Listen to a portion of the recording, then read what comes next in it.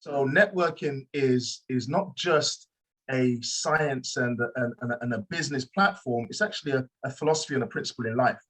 And I was fortunate enough at the age of maybe 25 or so, I can't remember now, but my ex-partner at the time, she rang me up and she said to me, she just started a business, right? Yeah.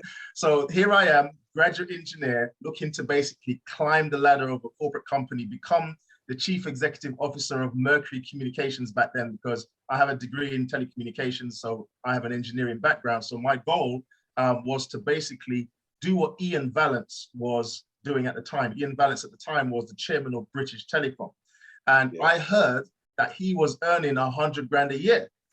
So for me, as a sort of a young pop coming out of university, I was thinking that sounds like a lot of money.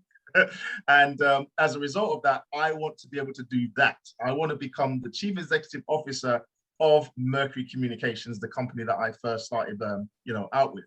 So the phone call came in, and my ex-girlfriend basically said she'd started a business, and me with my gentle ego, not a big ego, but my gentle ego basically says, "Who the heck are you to be starting a business? Here I am with a degree, and you're basically a secretary working at British Gas.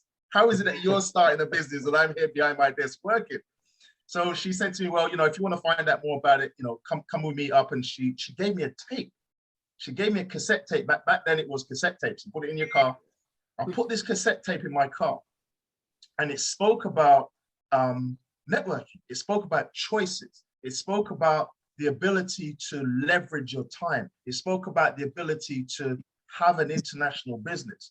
And I just couldn't stop listening to it. I remember at the time I was in Edmonton, I was driving around Tottenham Hale for about an hour and a half, if not 2 hours, just playing this tape backwards and forward, backwards and forward, backwards and forward, thinking to myself, what is this concept called networking, building an international business, passive income?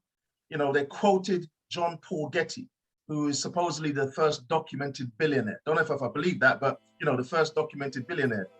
At that time I didn't know about Mansa Musa, but anyway, that's another story. But the reality of it is that it talked about the principle of preferring to have 1% of the efforts of 100 people rather than 100% of the efforts of self.